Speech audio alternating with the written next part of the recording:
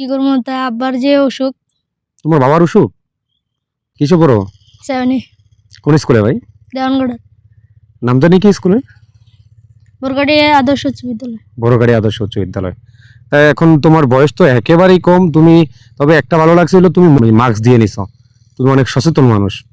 First time কি ওষুধ দিছো? তোমার নাম কি? শাহাদাত। শাহাদাত। শাহাদাত হচ্ছে সপ্তম শ্রেণীর একজন শিক্ষার্থী। সে লোকাল একটি স্কুলে সপ্তম শ্রেণীতে পড়ে। তো তোমার আমি যখন রাস্তা দিয়ে যাচ্ছি তখন দেখলাম যে শাহাদাতে এই ছোট মানুষ এই যে মেশিন নিয়ে খেতে ওষুধ দিচ্ছে। আজকে তো স্কুল ছিল না, আগামীকাল কি স্কুল আছে? জি। স্কুলে নিয়মিত যাও? তো তোমার বাবার কি হয়েছে? আব্বার হার্টের সমস্যা। তোমার বাবার হার্টের সমস্যা হয়েছে না? উনি খেতে কাজ করতে পারেন না? জি না। তোমার বড় ভাই নেই? না। তুমি বড়? সংসারের এই দেখাশোনা এখন তুমি করো? আমি খুদা খেতে ওষুধ দিই, আর কিছু করি না। খেতে ওষুধ দাও না? তা আমাদের দেখেন, এই আমাদের গ্রামের গঞ্জের যেই ছোট ভাই বোনেরা রয়েছে তারা কতটা দায়িত্ববান হয়।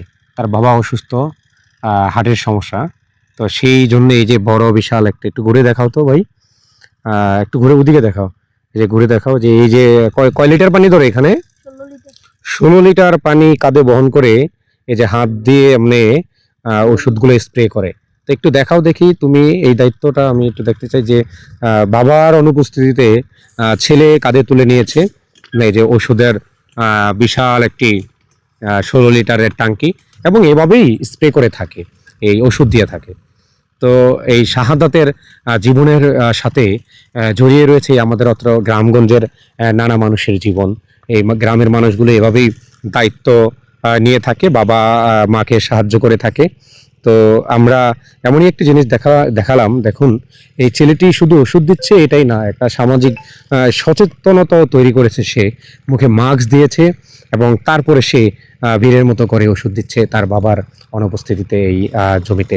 তো আমার বারংবার এই গ্রামের মানুষকে এই জন্যই ভালো লাগে, তাদের ভিতরে এখনো মানবিকতা রয়েছে, মহানুভবতা রয়েছে, এবং গ্রামের একে অন্যের প্রতি ভালোবাসা রয়েছে, যে বাবা মার কথা শুনে বাবা মার পাশে দুঃখে সুখে তারা দাঁড়ায়।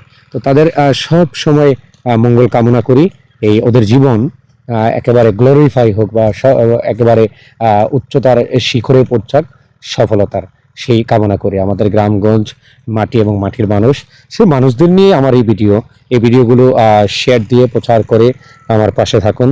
মানুষের প্রতি ভালোবাসা বাড়ার সুযোগ হোক, সেই কামনা করছি।